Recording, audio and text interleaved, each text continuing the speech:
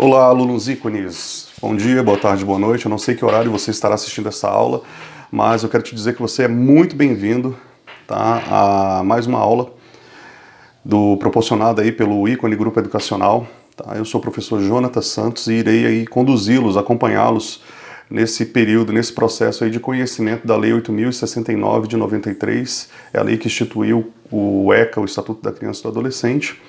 E será um prazer, tá? Essa breve caminhada nossa aí. Antes de mais nada, toda a tratativa é feita diretamente com o Instituto, com a faculdade, né, através de seus coordenadores, tá? Então, eu imagino que vocês já estejam aí com a apostila, com o material na mão, na qual nós iremos abordar. E aqui nós trataremos basicamente da lei, tá? Da lei em si. A lei, ela é posta, a gente não tem como trazer interpretações aí, analogias que fujam da realidade daquilo que está posto, tá bom? Mas à medida que for possível nós traremos aí sim exemplos para que a gente possa entender melhor o contexto do ECA, tá?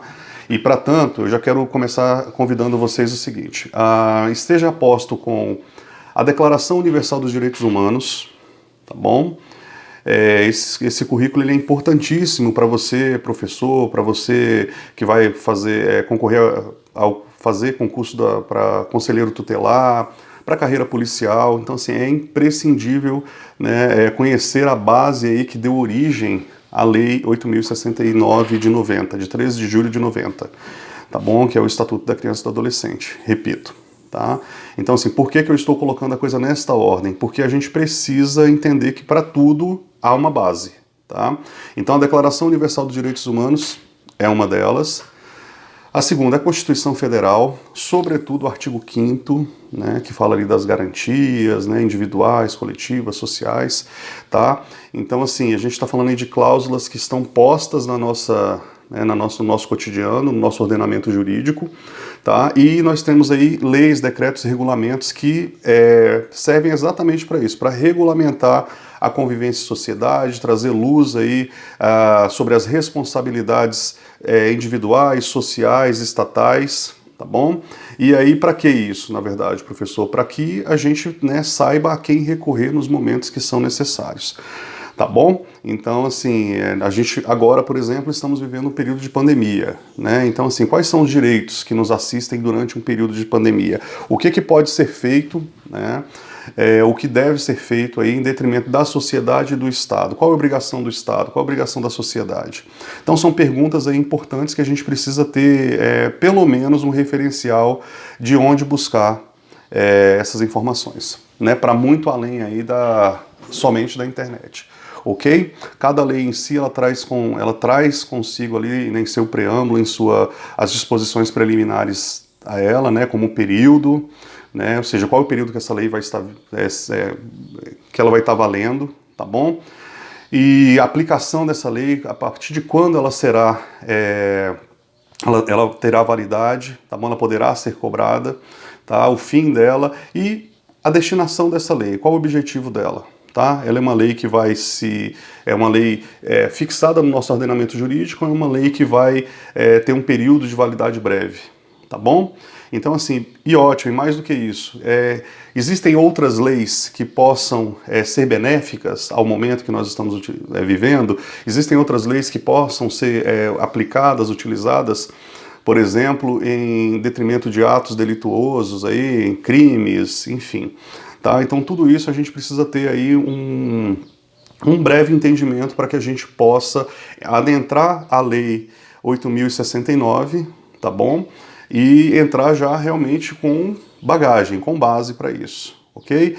Então assim, já aproveitando o ensejo, né? Há pouco tempo, ou há muito tempo, a gente ouvia muito dizer que as crianças, elas casavam muito cedo, né? Elas, enfim, tinham filhos muito cedo, era comum isso, né? Os nossos pais provavelmente foram pais na menoridade. Então, assim, a gente precisa olhar para isso, né, e trazer esse exemplo à realidade do ECA, ok? Então, o que acontece? Era comum mães com 15, 16 anos, né? Casamentos aí com 16, 18 anos, né? Crianças, tá? Namorando com 11 anos de idade, né? Adolescentes ali já tendo relações, aquela coisa toda, e olhando-se para isso, né, tanto do ponto de vista da sociedade quanto do ponto de vista estatal jurídico, né, viu-se a necessidade de criar aí uma lei que protegesse essas pessoas, né, esses indivíduos, né, ou esses adultos menores, como eram conhecidos antigamente. Tá? E por que isso? Por que o Estado, por que a sociedade, por que houve um clamor aí em olhar para esse público, tá? Esse público em desenvolvimento com mais cuidado? São vários os motivos. São vários os motivos. Primeiro, proteger a infância e a adolescência.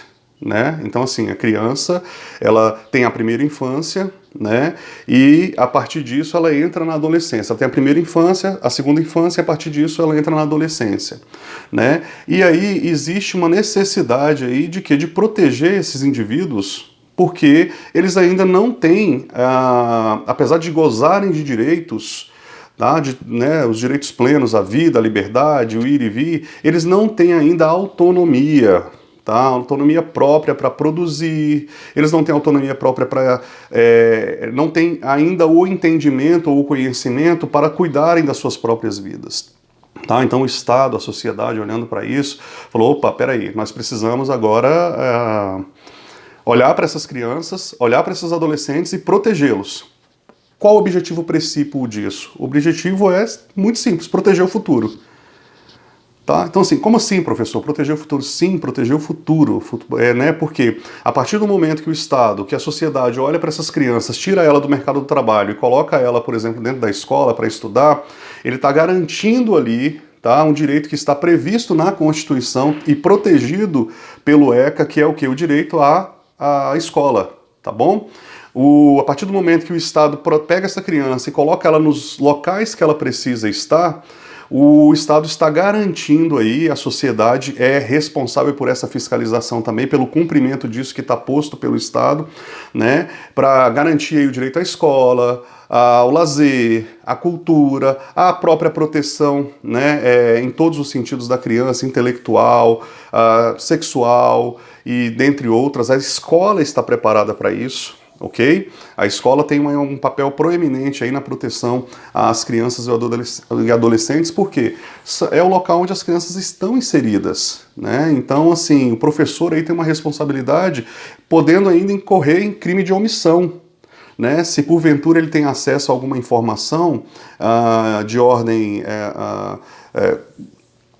exploração sexual, agressão, né, vilipêndio das crianças e dos adolescentes, eles sabendo dessa informação e de repente não tomar as devidas providências, né, como avisar a diretoria, né, e dependendo do caso, acionar o poder público aí para que né, tome ciência disso e tome as devidas precauções, tá bom? Então por quê? É dever de todos, da sociedade e do Estado, proteger a criança e o adolescente. Tá? Por quê? Porque essa criança e esse adolescente ele é considerado ainda, sobretudo pelo que está posto nessa lei, como pessoa em formação. Uma pessoa em formação, né, ela precisa ter a garantia de que ela conseguirá, né, chegar à fase adulta e gozando de todos os direitos que lhe foram preservados, aí, guardados, que foram, enfim, postos aí para que a criação dela, para que o caminhar dela entre a infância e a adolescência, né, fosse, enfim, fosse guardado aí para que essa criança possa, né, chegar numa fase adulta com tranquilidade, tá bom? E aí a gente passa por várias coisas, educação, saúde, lazer, repetindo, né, a questão emocional da criança também faz toda a diferença, né? Então isso aqui é uma coisa, o ECA também, assim, apesar de não dizer isso explicitamente, tá bom? Também traz aí um cuidado por parte dos pais também em relação aos filhos, né? Porque essa criança também precisa ser protegida emocionalmente, sobretudo, né, na atual conjuntura em que é moderno se separar, né? As famílias estão sendo, né, a estrutura, né, que a gente entende como família, pai, mãe e filho, está sendo destituída, né? E aí a gente tem outros modelos, né, de famílias hoje, que são contempladas pelo ordenamento jurídico e que a gente precisa, assim, ter cuidado, ainda assim, a garantia, né, do desenvolvimento da criança está protegido, está ali tutelado, e a gente precisa ter cuidado em relação a isso, né, para proteger realmente a mente dessa criança, para proteger realmente assim, o desenvolvimento emocional, social dela, tá? E isso é dever o quê? Não só do Estado, tá? Do poder público, mas também da sociedade, pais, mães, ONGs e demais instituições aí que estão, né, estabelecidas em lei. Tá bom? Então, assim, o que a gente precisa entender aqui nesse contexto, tá bom? Vocês devem estar de posse da apostila de vocês aí e, né, se não tiver, a gente vai enviar no momento oportuno, tá bom? A coordenação deve enviar. Se vocês tiverem dúvida posterior ao que nós estamos falando, por favor, né, enviem as dúvidas, os materiais à coordenação, que nós iremos tratar disso, tá bom? O modo operandi da aula eu não sei exatamente como é que será, tá bom? Se vai ter aula ao vivo, aulas para tirar dúvida, enfim, eu não sei, mas assim, de toda forma vocês estarão aí totalmente assistidos aí do ponto de vista do conteúdo, ok? Então, essa introdução é só para que a gente possa ter aí uma noção panorâmica do que é o Estatuto da Criança e do Adolescente, tá bom? Então, assim, aqui não tem achismo, aqui tem lei. Ok? Então a gente não vai ficar discutindo, mas lá na minha comunidade é assim, na minha cidade é de tal jeito. A lei, o Estatuto da Criança e do Adolescente, ela é uma lei federal nacional, tá bom? Então ela protege as crianças em todo o âmbito nacional, ok? Então o que a lei disser aqui em Brasília, ela vai valer também para outros estados. Ok? A regra que vale para o Conselho Tutelar de Brasília vai valer para outros estados, né? Então, assim, ou seja, a ingerência, o poder público, né, atuando em Brasília, ele atua da mesma forma através dessa lei em todos os outros estados, né? Então, assim, essa é uma grande coisa em relação à lei, porque ela tem aplicação, uma aplicação geográfica ampla, né? Então, assim, isso garante aí o cumprimento por parte, né, o cumprimento erga omnes, né, o cumprimento todo por parte da sociedade e do poder público, que precisa gerar aí as condições para que essas crianças e adolescentes passem pelo processo, né, de formação, tá? Não só física, mas do seu caráter também, da sua saúde, enfim, tá? Passem por isso com muita tranquilidade até chegar na fase adulta. Tá bom? Então, assim, fica aí a minha recomendação, então, para que a gente leia realmente a Declaração Universal dos Direitos Humanos, né? Desculpa, que é a lei que precede aí a criação de todas as outras leis, né, e tratados, enfim, né? A Constituição Federal, que é a nossa Carta Magna, e que tem aí, né, todo o rol de obrigações, direitos e obrigações separados aí por títulos, né, direitos fundamentais e garantias fundamentais, né, como é formado o Estado, né, quem é, enfim, quem é quem dentro do ordenamento jurídico, tá bom? E chegando aí ao ECA, o Estatuto da Criança e do Adolescente. Quando a gente chegar à leitura do ECA, tá, que é uma leitura maciça mesmo, não tem jeito, tá? Porque o ECA é uma lei muito extensa, muito extensa. Aqui a gente vai trabalhar num panorama dela, tá bom? Então é necessário que a gente realmente ali sente, né, na cadeira e comece realmente a ler a lei ponto a ponto, tá bom? Para que, né, o conhecimento aí seja né, solidificado aí pra gente, tá bom? E aí, atrelado ao ECA, nós temos, assim, outras referências, tá bom? Outras leis aí, outros decretos que fazem menção aí ou estão atrelados de alguma forma ao ECA. Dentre eles a gente tem o Código Penal, né? O Código Civil, né? Sobretudo no tocante à maioridade, à menoridade, enfim, tá bom? E, enfim, entre outros, tá? Decretos e outras súmulas e outros, enfim, outros dispositivos aí que vão trazer aí o alicerce necessário à solidificação da lei que estabelece o ECA, tá bom? Então, assim, lembrando, como essa lei se comunica com outros dispositivos, a gente tem que lembrar sempre que a lei, ela sempre vai retroagir quando for em benefício, né, quando for em benefício da pessoa que está ali sendo assistida ou sendo, né, tutelada por essa lei, ok? Então, assim, há uma pequena discussão aí a respeito da menoridade, né, que o Código Civil estabeleceu que, a partir de 2002, que a menoridade, a maioridade se completava aos 18 anos, mas no Código Civil anterior era até os 21 anos, tá bom? Esse dispositivo, ele não revogou aquilo que está no ECA, ok? Então, assim, ele não foi lá no ECA e disse assim, ó, ECA, a partir de agora, não sob nenhuma circunstância, tá, não é considerado mais jovem, adolescente até os 21 anos. Ele não disse isso, ele simplesmente revogou e com relação ao ECA ele não falou nada, ele ficou em silêncio. Então o que o ECA está estabelecendo é que a maioridade ela inicia a partir dos 18 anos. Entendeu? Com 18 anos completos, começa ali uma nova fase. Ele sai da fase de adolescente e entra na fase de juventude, aí, enfim, a fase adulta. Ok?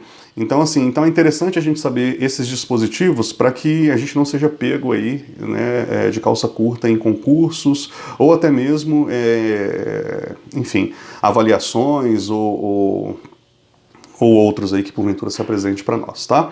Então vamos lá. Eu quero... Vocês devem estar de posse da apostila de vocês aí. Se não tiver, né, mande um e-mail aí para a coordenação para que vocês possam receber esse material atualizado, tá bom? Então o panorama que nós vamos fazer é o seguinte. Ele envolve quais aspectos? Primeiro, o que, né, quem, quando, onde, como e por quê. Tá? Então a gente tem aí 6 aspectos que nós iremos tratar nesta aula aí a respeito do ECA, Estatuto da Criança e do Adolescente, tá? Então o que é o ECA? A gente precisa saber, a gente já falou agora nessa introdução, né? É uma lei que está aí e que visa proteger o quê? Os direitos da criança e do adolescente. Pura e simplesmente isso. Pura e simplesmente isso. Né? Quem são os sujeitos aí alcançados pelo ECA? Né? Quem são essas pessoas? Alguém pode me dizer, proeminentemente a criança e o adolescente. Exatamente. E quem mais? E quem mais? Né, nós temos aí outros sujeitos que são, assim, eles não são objetos da proteção, mas eles são objetos da garantia da aplicação dessa lei. O próprio Estado é uma delas. O poder público é uma delas. Através da criação de política pública, o Estado está aí para poder garantir que essas crianças tenham aí a assistência necessária ao desenvolvimento, para se desenvolver. Saúde, educação, lazer, tá? Então, dentre outras. Tá? Então quem são os sujeitos? A criança e o adolescente, sem sombra de dúvida. Mas o Estado e o poder público e a sociedade, as comunidades também estão aí para o Estado para gerar a política pública, tá bom? Que garanta aí o direito a essa criança e ao desenvolvimento dessa criança. A sociedade e as comunidades, tá, elas estão aí para quê? Para fazer valer esse direito da criança e do adolescente. Tá bom? Quem são essas pessoas? Que entidades são essas?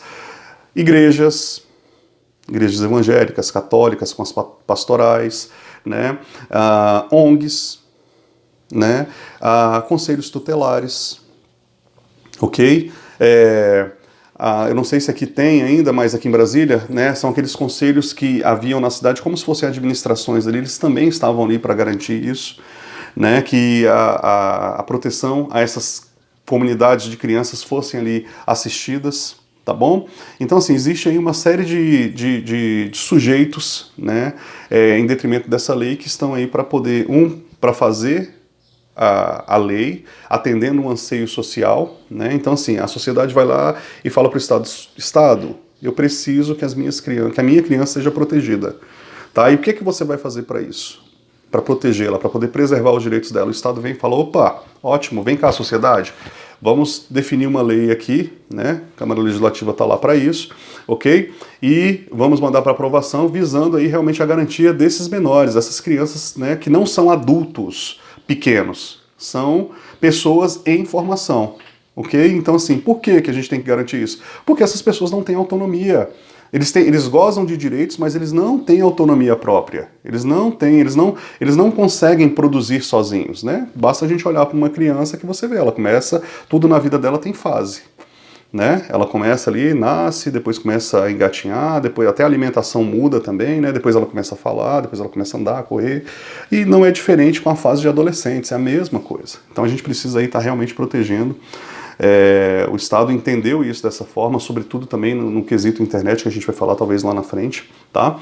Proteger essas crianças, tá bom? Em desenvolvimento, essas pessoas em desenvolvimento, que são as crianças e os adolescentes, ok? Então os sujeitos são vários aí, tá bom? Quem é considerado criança e adolescente, segundo a Lei 8.069, de 13 de junho de 1990? Tá? Antes de responder isso, eu quero só fazer um adendo aqui para falar para vocês o seguinte: a Constituição Federal ela é de 1988, certo? Então tem 32 anos, se eu não estiver calculando errado aí, tá? E a lei de 90, que é o ECA, a lei que estabelece o ECA, não é o ECA, na verdade, é a lei que fala, que trouxe aí para nós o ECA, ok? Então existe uma lei, que é a Lei 8.069, de 13 de junho de 1990, que estabelece o ECA, o Estatuto da Criança e do Adolescente, assim como existem outros estatutos também, sobretudo do idoso, que é contemplado aqui, ok? Então, assim, o que acontece com isso? A gente precisa entender que, assim, a Constituição estava ali posta, ok? Ela fala ali sobre os direitos e garantias, né?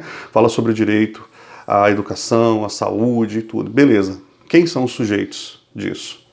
Dessa proteção? Então o ECA vem já pegando ali um público específico dela, ok? Então, assim, a nossa lei ela vai falar sobre crianças e adolescentes em âmbito nacional, no tocante à saúde, educação, cultura, lazer, ao desenvolvimento, à segurança, enfim.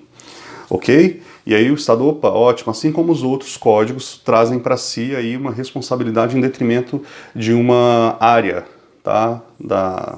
Uma área específica, né? Como o Código Penal, como o Código Civil, enfim, ou várias áreas, ok? Tá bom? Então, assim, é só para fazer aí, para vocês verem que essas são duas leis, assim, ainda relativamente novas, né? A Constituição de 88, período pós, né, regime militar aí, e em seguida nós temos aí o anseio estatal, né, o anseio da sociedade em proteger as crianças, né, que levou a sociedade, a comunidade, né, através dos seus usos e costumes, né, enfim, das suas tradições ali, olhar para esse público e falar, olha, nós precisamos proteger isso aqui, é realmente preservar o futuro da nação, né? Então, assim, quando eu garanto, né, todo um lapso temporal aí do desenvolvimento infantil até a fase adulta, eu garanto aí pessoas saudáveis no futuro, eu garanto uma estrutura, né, saudável no futuro, né, quando eu tenho assistências aí com relação à educação, saúde e outros, tá bom? Eu insisto em dizer isso porque esse é o cerne da lei, tá? A gente cria adultos, né, muito mais ativos, adultos independentes, tá? Adultos que vão gerar aí condições, né, de uma sociedade mais equânime, entendeu? Uma sociedade mais uma sociedade talvez mais educada, mais preparada, né, do ponto de vista de leis, por exemplo, coisas que talvez, né, foram plantadas lá atrás pelos nossos pais, pelos nossos avós, né? Porque assim, eles foram percebendo que havia aí uma necessidade de proteger a criança, né? E à medida que a sociedade foi evoluindo, né, que as famílias foram evoluindo, foram aumentando, foram passando de tempos em tempos, olhou-se para isso com mais cuidado. Então, assim, já não é normal hoje a gente olhar para uma criança e para um adolescente e achar que né, a gente, pelo menos eu não acho, tá? Enfim, ter filhos com 13 anos de idade, né? Então, assim, porque ele está numa fase de formação ainda ali, e a lei está falando isso. E eu sou a favor da lei, tá? Então a lei está dizendo ali, uma criança de 11 anos não pode namorar, né? Então assim, e quantas vezes a gente ouviu isso lá atrás, né? Então assim, hoje, por exemplo, isso acontecer, os pais estão incorrendo aí em crime, né? E podem sofrer uma ação por parte do Estado, uma denúncia, né? Nos órgãos competentes, na vara da infância e juventude, no conselho tutelar, e aí ter que dar explicações aí, e talvez responder criminalmente por isso, né? Porque a obrigação do pai, da mãe, é proteger realmente os direitos dessa criança, não é o que você pensa a respeito dela, tá? Mas a minha família, a minha filha, meu filho, faz o que quiser, né? Os pais, né, antigamente diziam, olha só, segurem suas filhas aí porque os meus filhos estão soltos, né? Então assim, isso não aplica hoje, a coisa não funciona dessa forma, porque esse público ele está protegido por lei. E lei é impositiva, não tem conversa em relação à lei, tá bom? Então assim, por que eu estou dizendo isso? Porque é interessante conhecer, né, sobretudo para aqueles que são pais, né, sobretudo para aqueles que irão atuar com esses públicos, né, professores, pedagogos, né, os conselheiros tutelares, as pessoas que de concurso público né, na área na carreira policial, por exemplo, ou na magistratura, né, enfim, precisa aí realmente estar com isso, com essa lei na ponta da língua e conhecendo a termo, tá bom? Então, assim, o contexto histórico do ECA, né, que é quando, né, que é exatamente isso que a gente está dizendo, né? A gente olha para trás e a gente consegue embasar o contexto histórico do ECA com muita tranquilidade. Se a gente olhar para esses dispositivos, né, a Declaração Universal dos Direitos Humanos, a Constituição Federal, ECA e demais dispositivos, a gente consegue perceber aí não só os dispositivos legais, mas o contexto histórico também, né? Onde que ele foi referenciado, a gente acabou de falar também, né? Como está estruturado o ECA, né? O ECA, assim, apesar de ser uma lei extremamente extensa, ele está estruturado de duas formas: parte geral, parte especial. Ponto. É basicamente isso.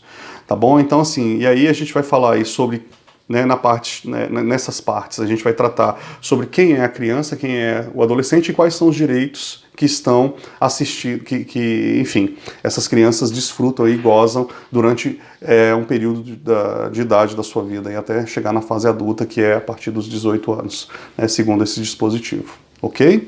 Né? E por que conhecer e estudar o ECA? Eu já acabei de dizer também, né? Aí vai depender muito do teu objetivo, da tua finalidade, né? O que você quer, né? Em detrimento do ECA, é concurso público. Você é obrigado a saber, sobretudo se for na carreira para professores e pedagogos, né? Se for na carreira policial, indiscutível também, né? E, enfim, conselheiro tutelar, a mesma coisa, tá? Mesmo sendo um concurso aí que tem uma validade, né, um prazo de validade, né, ele precisa saber, porque ele vai trabalhar especificamente, né, em apoio à justiça, né, ao Estado, né, na sua vertente aí das varas da criança e da juventude, os conselhos tutelares, em apoio ao Estado, né, dando assistência aí a esse público em desenvolvimento, ok? Então é isso.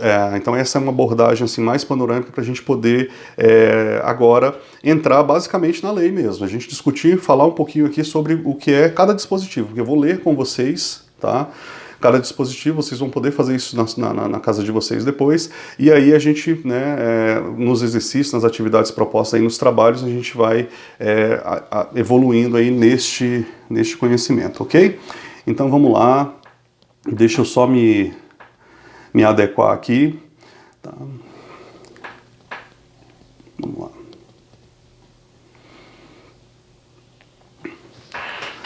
Para não ficar uma coisa muito solta, vamos tratar o seguinte, né? A gente vai abordar aí nessas aulas aqui, nós iremos fazer uma abordagem panorâmica, tá? E assim, versando sobre áreas que são proeminentes aí, tá? E aí, isso proeminentes para a proteção da criança e do adolescente, tá? E aí o objetivo, né, fica a seu critério aí para que você é que sabe aí, aluno do outro lado, qual é o teu objetivo em relação ao estudo dessa lei, tá bom? Então, o LECA, ele estabelece como objetivo princípio, né, a proteção do público infanto-juvenil, né, de crianças e adolescentes, né? Por quê? Por se tratar de pessoas em desenvolvimento, tá bom? Então, assim, quem é criança e quem é adolescente? Essa é uma pergunta básica, né? Então, assim, crianças são aquelas de 0 a 12 anos, e aí passa pela primeira e pela segunda infância, incompletos, ok? Ou seja, 11 anos, 9 meses e, enfim, essa é a criança, ok? Quem é o adolescente? De 12 a 18 anos, ponto. Basicamente isso, tá? Esses são o que está estabelecido no ECA, lá no seu artigo 6, tá bom? Quem é esse público, tá bom? Quem são os sujeitos aí? Os sujeitos que são protegidos pelo Estado, tá? E aí, o artigo 2º traz isso também, quem é considerado criança e adolescente, quais são as obrigações aí inerentes ao Estado, né, no tocante à saúde, justiça, como a gente já falou, né. Fica a minha recomendação aí realmente da leitura da Declaração Universal dos Direitos Humanos. Você pode estar se perguntando assim, professor, mas por que a Declaração Universal dos Direitos Humanos? Porque fala sobre os direitos humanos. Né? Todo mundo precisa saber sobre a Declaração Universal dos Direitos Humanos, porque é a partir disso que surge todo o ordenamento jurídico.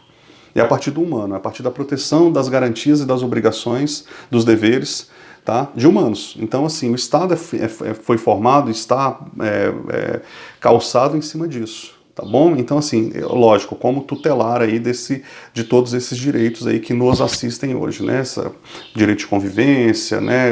E entre outros, ok? Então é importante sim a leitura, tá? Não é obrigatória, mas assim, vai com certeza te trazer aí muito mais contexto, tá? Vai te trazer muito mais entendimento a respeito do que de como que os decretos, de como que essas leis que estão aí, né, sujeitas à Constituição, tá, elas são feitas, elas são criadas. Quais são os anseios dessas leis, tá bom? Visam o que, no final das contas? Tá? O que estava sendo pensado lá na cabeça do legislador e da sociedade, desculpa, quando veio e desenvolveu, né, e resolveu colocar uma lei para votação, tá? Então, assim, convido vocês, inclusive, a participar aí de repente, um período de votação, tá? Na Câmara, no Senado, tá? Para vocês verem como é que são feitas as leis, como é que está estabelecido aí, né, qual o objetivo, tá? Lá tem tudo. Então, assim, é interessante demais a gente, de repente, acompanhar essas discussões aí sobre a criação de leis, tá? Porque elas sempre visam o quê? O benefício daquele que está sendo tutelado, ok? No caso, nós, tá bom? E aí é claro que, como eu disse lá atrás, nós não iremos discutir aqui a nossa partidos. A gente não vai discutir assim, mas o partido está fazendo essa lei porque ele tem esse objetivo. A lei, em tese, em regra, ela tem o objetivo de quê? De trazer para a gente aí o cumprimento daquilo que o Estado tem que fazer e daquilo que a gente precisa prestar para o Estado, tá? E aí, né, no caso do ECA, no tocante aos menores, às crianças e adolescentes, o público em formação, o público infanto-juvenil, ok? E as demais leis não são diferentes disso, tá bom? Mas nós vivemos um Estado democrático de direito, tá? Na qual nós temos o direito de não concordar com determinadas coisas. Então, assim, por que eu posso discordar? Porque nós vivemos um Estado democrático de direito. Não é tão somente porque eu concordo ou não com alguma lei, tá bom? É porque eu tenho aí, né, um regime, tá, no Brasil, Estado Democrático de Direito, que me permite discordar de determinadas políticas, de determinadas leis, de determinadas, né, condutas, ok? Mas as pessoas são livres para, enfim, tocarem a sua vida da forma que for, né, que elas entenderem. Agora, é claro, se no caso de nós, acadêmicos, tá? A gente precisa aí ter um embasamento legal disso, né? Um embasamento, eu não posso simplesmente ir lá e dizer o que eu acho, o que eu penso. Aliás, eu posso. Só que, assim, é melhor se eu conseguir fazer isso de maneira que eu consiga fundamentar. Tá? Então, essas leituras, Declaração Universal de Direitos Humanos, a leitura da Constituição Federal, sobretudo o artigo 5º, tá? Que é pequenininho, tá? E a gente, né, até pode ler ele aqui depois, a gente